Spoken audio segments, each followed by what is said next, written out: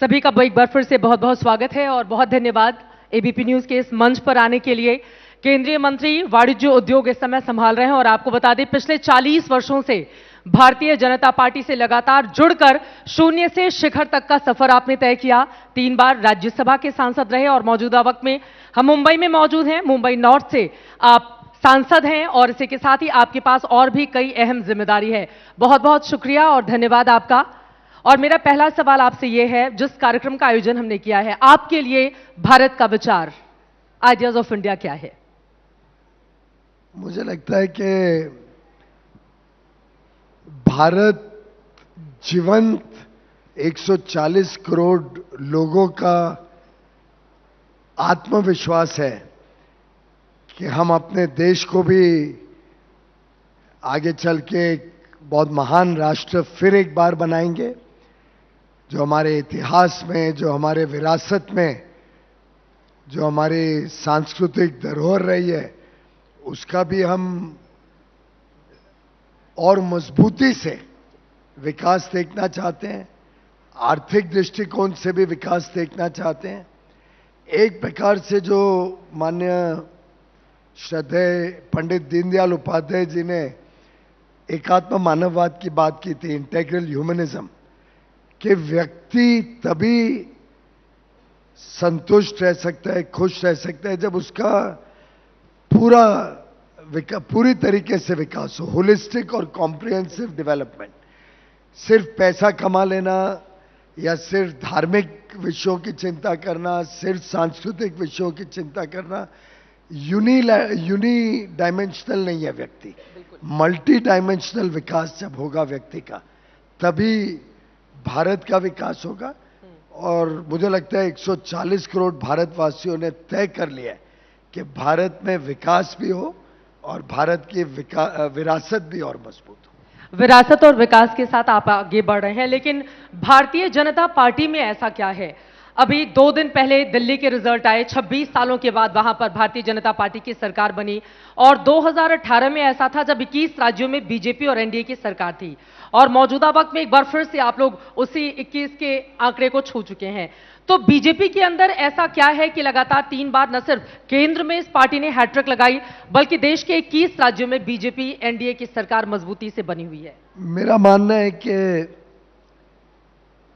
अगर इस पूरे विषय को एक शब्द में जवाब देना हो तो वो होगा विश्वास। आज भारत के लोगों में प्रधानमंत्री नरेंद्र मोदी जी और भारतीय जनता पार्टी की विचारधारा पर विश्वास है कि राष्ट्र हित सर्वोपरि रहेगा। देश हमारे लिए पार्टी और व्यक्ति से ऊंचा है और साधारणतः भारतीय जनता पार्टी का हर एक कार्यकर्ता, हर एक नेता देशभक्ति के साथ जनता की सेवा के उद्देश्य को सामने रखकर काम करता है। हो सकता है कि कुछ एक आध 4 केसेस गलत भी किधर आपको मिल जाएं, लेकिन एक लोगों में विश्वास है कि अच्छे मूल्यों के साथ, अच्छे विचार के साथ लोगों के लिए चिंता करना, लोगों की सेवा करना, ये मूल भावना के साथ हर एक भाजपा का कार्यकर्ता काम करेगा। ये भी बात लोगों में लगभग एक आनंद की बात है कि यहाँ पे नेतागिरी कम और एक कार्यकर्ता की भावना से काम करता है। मैं अभी अपनी कॉन्स्टिट्यूएंसी से आ रहा हूँ, उत्तर मुंबई में था सुबह से। मुझे लगता है सुबह से जब मैं निकला हूं वहां से 1 बजे, तब तक कम से कम 400-500 लोगों को मिला हूंगा। हर एक के साथ, ग्रुप्स में आते हैं लोग, हर एक के साथ व्यक्तिगत बात हुई, हर एक के विषय पे चिंता की, हर एक के विषय को आगे क्या कार्रवाई होनी है, कुछ विषयों पे तुरंत कार्रवाई की। एक ये जो आत्मीयता का संबंध है जो हमारे जनप्रतिनिधि और जनता के बीच बना है, वर्षों से बन रहा है, और प्रधानमंत्री मोदी जी, माननीय अमित भाई शाह के नेतृत्व में जो पार्टी और पार्टी के कार्यकर्ता और जनता के बीच का संवाद, जनता के बीच का रिश्ता और मजबूत हुआ है, उसी के कारण आज जनता में लोकप्रियता प्रधानमंत्री जी की बढ़ते ही जा रही है। हर सर्वे देखते हैं तो उसमें उनकी पॉपुलैरिटी और सुधरती है। आज विश्व के सबसे लोकप्रिय नेता 10 वर्ष तक बनना लगातार ये कोई साधारण उपलब्धि नहीं है। यकीनन साधारण से असाधारण नेता तक का ये बड़ा सफर है, न सिर्फ प्रधानमंत्री का बल्कि आपका भी, क्योंकि 3 बार आप भी अलग अलग मंत्रालय, जब से मोदी सरकार ने हैट्रिक लगाई है, बहुत बड़े बड़े मंत्रालय आपके पास रहे हैं। अब मैं आ जाती हूं मौजूदा जो मंत्रालय आपके हिस्से में है उससे जुड़े सवालों पर। जब से राष्ट्रपति ट्रंप बने हैं अमेरिका के, लगातार टैरिफ को लेकर हिंदुस्तान को वो आंखें दिखा रहे हैं, जिसके बाद जो भारत का उद्योग जगत है वो डरा हुआ है। तो उसको कैसे भरोसे में लेंगे आप, क्या कर रही है? ये आपको किसने कहा कि उद्योग जगत डरा हुआ है? मेरा तो लगातार उनसे संपर्क रहता है। भारत का उद्योग जगत इसमें असीम संभावनाएं देखता है और भारत और यूनाइटेड स्टेट्स ऑफ अमेरिका दोनों लोकतांत्रिक देश हैं। दोनों देशों में वास्तव में कोई कंपटीशन नहीं है। उनकी इकोनॉमी आज $80,000 पर कैपिटा इनकम की इकोनॉमी है। भारत $3,000 पर कैपिटा इनकम की इकोनॉमी। अब जो चीजें भारत में बनती हैं, जो चीजों में हम माहिर हैं, जो चीजें हमारी ताकत है, वो अमेरिका में कभी बन ही नहीं सकती है उस दाम पे। और जो अमेरिका से हमें मिल सकता है वो आज भारत में नहीं है, चाहे वो मॉडर्न टेक्नोलॉजी हो, आर्टिफिशियल इंटेलिजेंस की नई सोच हो, अनुसंधान हो, चाहे वो डिफेंस कैपेबिलिटीज हो। तो हम दोनों स्पर्धा में नहीं है, हम दोनों एक दूसरे को कॉम्प्लीमेंट करते हैं। हम दोनों एक दूसरे के साथ मिलके फोर्स मल्टीप्लायर बनते हैं। जो माननीय प्रधानमंत्री जी ने भी वहां पे कहा कि मागा plus मीगा, make America great again and make India great again, जो हमारा संकल्प है, ये दोनों मिलके एक मेगा पार्टनरशिप फॉर प्रोस्पेरिटी बनते हैं। और मैं समझता हूं वास्तव में अमेरिकन बिजनेस हो, भारतीय बिजनेस हो, अमेरिकन लोग हो, भारत के लोग हो, हम दोनों के आपसी संबंध इतने अटूट हैं, इतने मजबूत हैं कि हम तो इसमें अपार असीम संभावनाएं देख रहे हैं, खोज रहे हैं। और मेरा तो लगातार मिलना जुलना रहता है वहां के उद्योग जगत के लोगों से। तो everybody is very bullish, everybody is very buoyant, everybody is very confident. और जो नेसेयर्स हैं, जो थोड़ी बहुत नकारात्मक सोच रखने वाले लोग हैं, वो अपनी मुंह की खाएंगे, ये मैं आपको दावे के साथ कह सकता हूं। अमेरिकी यात्रा के दौरान प्रधानमंत्री नरेंद्र मोदी ने एलन मस्क से भी मुलाकात की। हिंदुस्तान में टेस्ला को लेकर क्या है आगे की प्लानिंग, क्योंकि वो जॉब अपॉर्चुनिटी की भी बात भारत के संदर्भ में आप करें। भारत तो सभी का स्वागत करता है। भारत स्वागत करता है कि दुनिया भर से लोग भारत में आए, निवेश करें, यहाँ पे मेक इन इंडिया प्रोग्राम का लाभ लें, भारत की जो टैलेंट है, भारत की जो स्किल्स है, उसका लाभ लें। मैं मानता हूं आपके सभी दर्शक जानते होंगे कि आज दुनिया में सबसे ज्यादा stem graduates, science, technology, engineering और मैथ्स, स्टेम ग्रेजुएट्स दुनिया के सबसे ज्यादा भारत में तैयार होते हैं। भारत में पढ़ लिख के सेवा करने के लिए तैयार रहते हैं। और वैसे उसमें 43% आर विमेन, हमारी बहनें, हमारी बेटियां 43% है उसमें। और ये ताकत का लाभ टेस्ला भी उठाए। टेस्ला भी भारत में आके अगर मैन्युफैक्चर करे तो इतनी बड़ी डिमांड है भारत में। और सरकार भी कोशिश कर रही है कि हम जल्द से जल्द इलेक्ट्रिक मोबिलिटी की तरफ जाएं। आज इतना प्रदूषण की समस्या है शहरों में, अधिकांश, आप दिल्ली से हैं, मैं मुंबई का हूं, दिन रात लोग प्रदूषण से परेशान रहते हैं, जिसके प्रमुख कारण शहरों में एक कंस्ट्रक्शन है, गाड़ियों की पोल्यूशन है। और मैं समझता हूं कि इलेक्ट्रिक मोबिलिटी को बड़े रूप में मोदी जी ने गत 10 वर्षों में प्रोत्साहन दिया है। आगे चल के भी अब इतना इकोनॉमिकली वायबल बिजनेस केस बन गया है, कंज्यूमर्स के लिए इतना लाभ है इलेक्ट्रिक गाड़ी लेने का, कि जितना जल्द से जल्द हम लोग भी इलेक्ट्रिक मोबिलिटी की तरफ जाते हैं वो देश हित में होगा। तो टेस्ला का भी हम स्वागत करते हैं। हम विश्व की हर उस कंपनी का स्वागत करते हैं जो भारत में आए, यहाँ निवेश करे, यहाँ मैन्युफैक्चर करे। अगर कोई वस्तु भारत में कंपेटिटिवली नहीं बनती है, अगर कोई वस्तु ऐसी है जहां पे हमारे पास स्किल सेट्स नहीं है, तो वो विदेश से लाएंगे। We are not anti imports.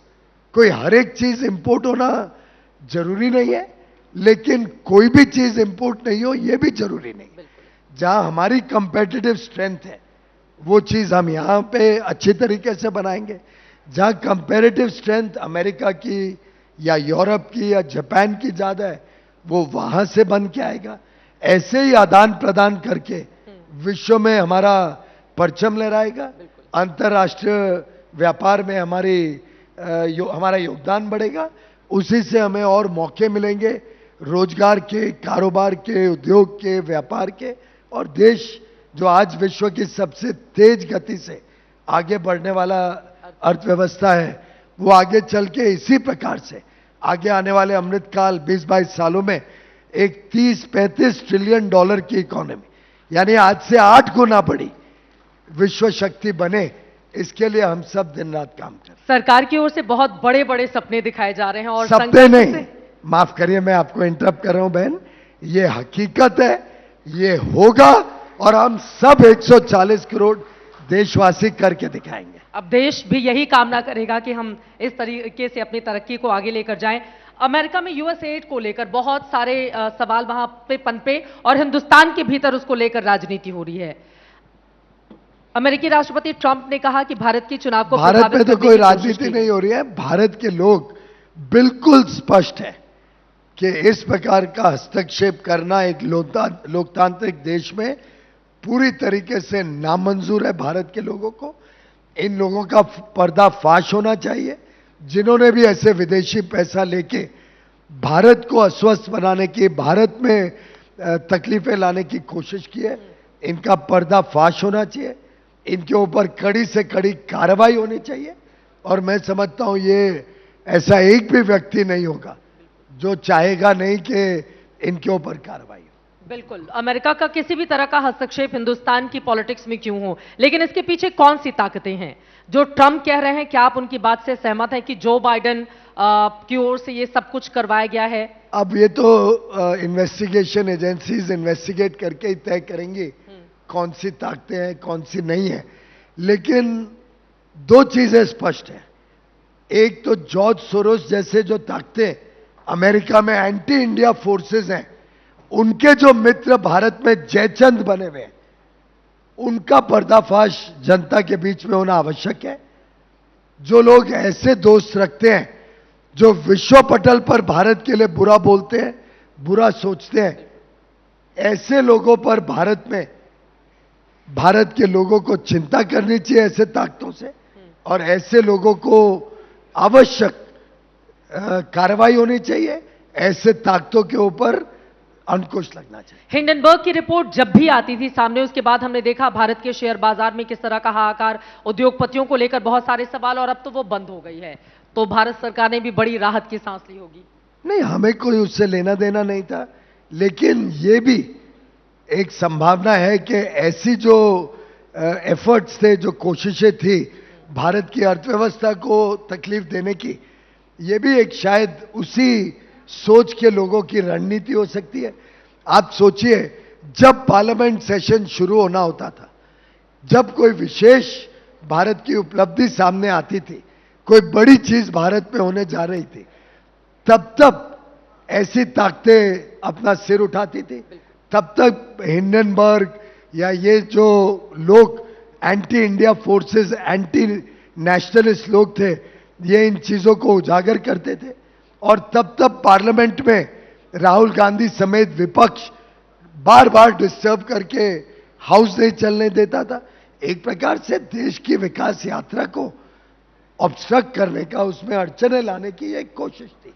Rahul Gandhi किससे मिले हुए हैं? किसकी ओर आपका इशारा है? किसकी ओर क्या, ये तो बड़ा स्पष्ट है, पूरी दुनिया ने देख लिया है किस टाइप के लोगों को वो विदेश जाके मिलते हैं, कैसे वो विदेश जाके एंटी इंडिया फोर्सेस के साथ लंचेस और ब्रेकफास्ट करते हैं, कैसे उनके मित्र जो विदेश में बैठे हैं भारत के बारे में बुरा बोलते हैं। जो लोग भारत के लिए बुरा बोलते हैं उनको और प्रोत्साहन देते हैं। सैम पिट्रोडा बैठे हैं उनके वहां पे, जो उनके सो कॉल्ड ओवरसीज काम को देखते हैं। उनके एक एक वक्तव्य को देख लो। उन्होंने तो यहां तक कि हम सबकी चमड़ी के रंग के ऊपर देश को बांटने की कोशिश की। तो मैं समझता हूं इन लोगों को टॉलरेट करना नहीं चाहिए। और यही है वजह जो आपने शुरुआत की थी कि बार बार फिर भारतीय जनता पार्टी पे लोगों को विश्वास आता है, बढ़ता है। इसीलिए हरियाणा में तीसरी बार प्रचंड बहुमत से जीते। महाराष्ट्र की विजय तो हम सब यहां जो बैठे हैं, मैं आप सबका धन्यवाद करता हूं।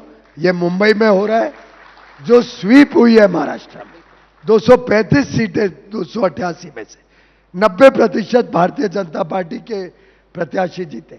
इसलिए कि जनता को ध्यान में आया ये फेक नैरेटिव जो कांग्रेस और राहुल गांधी, उद्धव ठाकरे और शरद चंद्र पवार जी जिस प्रकार के फेक नैरेटिव से लोगों को गुमराह किया था, उनका पर्दाफाश हुआ। और जनता ने, शायद पहली बार होगा, असेंबली में लोकसभा से ज्यादा वोटिंग परसेंटेज हुई और उमड़ उमड़ के लोग आए कि कांग्रेस, उद्धव ठाकरे और शरद पवार जी को सबक सिखाया जाए। और दिल्ली का तो 27 वर्ष के बाद ऐतिहासिक 48 सीटें जीतता छोटी मोटी विजय नहीं। आपके चैनल में भी सर्वेस थोड़ा कोशिश कर रहे थे, कांटे की टक्कर है वगैरह। हमें स्पष्ट था कि माननीय अमित भाई शाह प्रधानमंत्री जी सबको स्पष्ट था कि जिस प्रकार से कुकर्म अरविंद केजरीवाल जी ने किए, जो भ्रष्टाचार के कांड, जिस प्रकार से दिल्ली वासियों को विकास से वंचित रखा, दिल्ली के लोग इसको टॉलरेट नहीं करेंगे और अवश्य सजा देंगे और सजा दी। अगर मैं कांग्रेस पार्टी या फिर राहुल गांधी की बात करूं तो कोई एक आइडिया अगर इस मंच से आपको देना हो, उन्हें क्या कहना चाहेंगे, क्या होगी सलाह आपकी? सबसे पहले तो मुझे लगता है उन्होंने देश के प्रति अपनी भावना ठीक रखनी चाहिए। उनके एक नेता ने देश हित में बयान दिया हाल में ही और कहा कि अगर मोदी जी की मीटिंग प्रेसिडेंट ट्रंप के साथ अच्छी हुई है, जिसका हम सब साक्षी हैं, जिसके बाद प्रेस कॉन्फ्रेंस में एक कॉन्फिडेंस जाहिर किया गया कि हम बायलैटरल ट्रेड को 200 बिलियन से बढ़ा के 2.5 गुना यानी 500 बिलियन, ऐसा इतिहास में बड़े कम पार होता है कि 5 साल के अंदर 2.5 गुना व्यापार बढ़े दो देशों के बीच। इस पे अगर कोई अच्छा बोले तो उसके बारे में भी अगर राहुल गांधी जी को तकलीफ हो तो ये कभी भी एक राजनीतिक पार्टी को आगे बढ़ाने में फायदा नहीं होगा। देशभक्ति और राष्ट्रभक्ति पे अगर कोई कॉम्प्रोमाइज करेगा या देश को बांटने की कोशिश करेगा, अगर कोई धर्म और जाति या रंग और प्रदेश और भाषा के आधार पर देश को बांटने का कोशिश करेगा, तो 140 करोड़ भारतवासी कभी भी उनको टॉलरेट नहीं करेंगे। मुझे लगता है राहुल गांधी जी को सर्वप्रथम भारत, भारतीयता, भारत की एकता और एकजुटता, भारत के लोगों की क्षमता, उसको रिस्पेक्ट, उसको आदर, उसको सम्मान देना सीखना पड़ेगा। राहुल गांधी और विपक्षी दलों की ओर से आप लोगों पर निशाना साधा जा रहा है। डंकी रूट से जो लोग अमेरिका पहुंचे और फिर उनके डिपोटेशन की पूरी प्रक्रिया चल रही है, मिलिट्री फ्लाइट से उनको लेकर आना, हाथों में पैरों में जंजीरें जकड़ के रखना, इसको लेकर निशाना साधा जा रहा है और सरकार से सवाल पूछे जा रहे हैं कि क्या हमारी सरकार, जो हमारे भारतीय हैं, वो इस तरह से हिंदुस्तान की जमीन पर कदम रखेंगे? मुझे लगता है कि किसी भी व्यक्ति ने इलीगल तरीके से दूसरे देश में प्रवेश नहीं करना चाहिए। हम भारत में टॉलरेट नहीं करते हैं कि विदेश से कोई व्यक्ति भारत में आके इलीगल इमिग्रेंट बने, वैसे ही हम कभी ये नहीं चाहेंगे कि कोई भारतीय कोई और देश में जाके इलीगल इमिग्रेंट बने। और मुझे लगता है कि भारत सरकार इस विषय में बड़ी स्पष्ट है। हमने कभी डबल स्टैंडर्ड्स या दो अलग अलग व्यू पॉइंट नहीं रखा है कि भारतीय दूसरे देश में जा सकते हैं इलीगली, पर हम दूसरे देश के लोगों को आने नहीं देंगे। जो लोग ऐसे डबल स्टैंडर्ड्स रखते हैं, उन्होंने, मुझे लगता है, इस प्रकार का स्पष्टीकरण करना चाहिए कि क्या वो फिर रोहिंग्या या विदेश से जो इलीगल इमिग्रेंट्स भारत में हैं, जो बांग्लादेशी इलीगल आके भारत रहते हैं, क्या वो उनका भी सपोर्ट करते हैं? जो इस तरह के एजेंट्स हैं उन पर लगाम लगा पाने में, उनको रोक पाने में सरकार को क्यों नहीं कामयाबी एकदम मिल रही? अवश्य इनके ऊपर सख्त से सख्त कार्रवाई होनी चाहिए। जितने लोगों को गुमराह करके ऐसे बाहर लेके गया है लोग, जो एजेंट्स लेके गए हैं, जो भी अगर कोई ऐसे झांसे में आया है या जिसके साथ छल हुआ है, उन्होंने अवश्य पुलिस में और होम मिनिस्ट्री में कंप्लेन करना चाहिए और इनके ऊपर सख्त से सख्त कार्रवाई की जाएगी। मैं अनुरोध करूंगा पंजाब की सरकार को भी, जहां से काफी बड़े पैमाने पे इस प्रकार की गतिविधियां चलती हैं, कि पंजाब सरकार ने भी ऐसे सभी लोगों पर सख्त कार्रवाई करनी चाहिए। आप यहां से सीधे, जब हमारे कार्यक्रम का समापन होगा, आपको चंडीगढ़ जाना है किसानों से मुलाकात करने के लिए। किसानों तक अपनी बात को पहुंचा पाने में सरकार क्या कामयाब हो रही है, या कई ऐसी कमियां हैं? क्योंकि विरोधी दलों की ओर से किसानों के मुद्दे पर भी आप लोगों को संसद से लेकर सड़क तक लगातार घेरा जा रहा है। भारत में कितने राज्य हैं बहन जी? कितने? 28 राज्य हैं, यूनियन टेरिटरीज हैं। हम महाराष्ट्र में बैठे हैं, तमिलनाडु तो कांग्रेस की सरकार है, डीएमके कांग्रेस। केरल में कम्युनिस्ट की सरकार है, पश्चिम बंगाल में ममता बनर्जी की सरकार है, झारखंड में कांग्रेस की और हेमंत सोरेन की है। आपने किधर भी देश में इस प्रकार का कोई किसानों के बीच में असंतोष या आक्रोश देखा है क्या, सुना है क्या?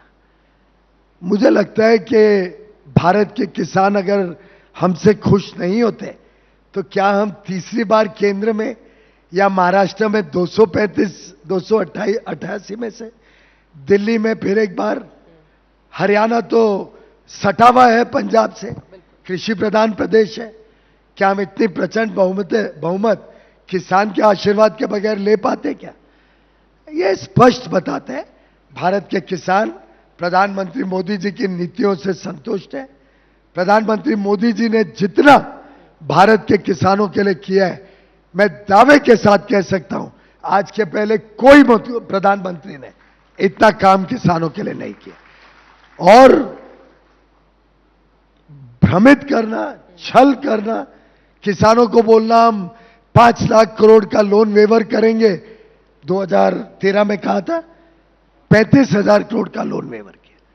कई प्रदेशों में बड़े बड़े सपने दिखाए गए किसानों को, सब चकनाचूर हो गए। बड़े बड़े वादे किए जाते हैं चुनाव के पहले, कई इन विपक्षी पार्टियों द्वारा, कभी पूरे नहीं किए। प्रधानमंत्री मोदी जी का एक, जिसको कहते हैं ना, कॉलिंग कार्ड है, एक विशेषता है कि जो कहते हैं वो करते हैं। और प्रधानमंत्री जी कभी कोई बात ऐसी नहीं कहते हैं जो वो नहीं करते या नहीं कर पाते। तो देश के किसानों को उन्होंने कहा था 6,000 रुपए प्रति वर्ष सम्मान के रूप में, खैरात नहीं है, उनको सम्मानित किया गया है किसानों, उनके योगदान के लिए, देश के लिए। 2018 दिसंबर से शुरू हुआ, आज 7वां साल है, लगातार उनको मिल रहा है। 24 तारीख को यानी परसों एक और किश्त हमारे किसानों को भागलपुर से माननीय प्रधानमंत्री जी के कर कमलों द्वारा और पूरी डिजिटल टेक्नोलॉजी से, ये कांग्रेस की तरह नहीं है जो कहते थे भाई हम 100 रुपए बेचते हैं, 85 रुपए हमारे दलाल, कांग्रेस के दलाल, कांग्रेस के बिचौलिए, कांग्रेस के लोग खा जाते हैं। हमारे शासन में एक एक रुपया जो जनता का, टैक्स पेयर्स का पैसा सरकार को मिलता है, एक एक पैसा का हिसाब दिया जाता है, एक एक पैसा जनहित और देश की सेवा में लगता है, चाहे वो देश के लोगों के जन सेवा के कार्य हो, लोक कल्याण के कार्य हो, चाहे इंफ्रास्ट्रक्चर डेवलप करना हो, चाहे एमएसएमई को सपोर्ट करना हो, किसानों को मदद करनी हो, मुफ्त में घर देने हो, मुफ्त में स्वास्थ्य सेवा देनी हो, नल से जल पहुंचाना हो, कुकिंग गैस कनेक्शन देना हो, 80 करोड़ लोगों को मुफ्त में भोजन देना हो, यह सरकार 140 करोड़ लोगों को बिना भेदभाव एक ऐसे स्थान पे खड़ा कर देखना चाहती है कि 140 करोड़ भारतवासी बड़ी आशा, बड़ी अपेक्षा,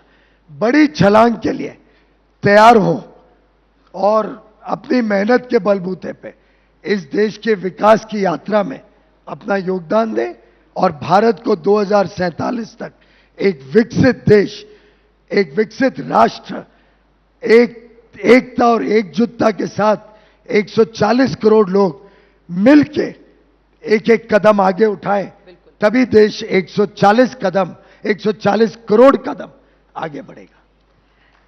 इसी वजह से शायद देश के, जिसका आप जिक्र कर रहे थे कि 28 राज्यों और विधानसभा वाले 3 केंद्र शासित प्रदेशों को मिला लें तो आप लोगों का राज्य 21 जगहों पर है। और जो अपेक्षाएं आप लोगों ने चुनावों के दौरान लोगों के जहन में डाली, उन उम्मीदों पर आप पूरी तरह से खरे उतरे और अटल जी के शब्दों में कि स्वप्न देखा था कभी जो आज हर कड़कड़ में है, एक नया भारत बनाने का इरादा मन में है। आपको बहुत सारी शुभकामनाएं, बहुत धन्यवाद आइडियाज ऑफ इंडिया के इस मंच पर आने के लिए, एबीपी न्यूज से जुड़ने के लिए। शुक्रिया सर। बहुत बहुत धन्यवाद सर। मैं दरख्वास्त करूंगी सुमंतो दत्ता जी से, CEO ABP network, and Rajnish Ahuja, executive vice president news and production ABP news, to kindly join us on the stage and present the honorable minister with a memento। पूरी शिद्दत के साथ वो विकसित भारत के लिए, हमारे देश के लिए काम कर रहे हैं। आपका धन्यवाद मंत्री जी, for all the hard work, for the vision and for giving us time on Ideas of India।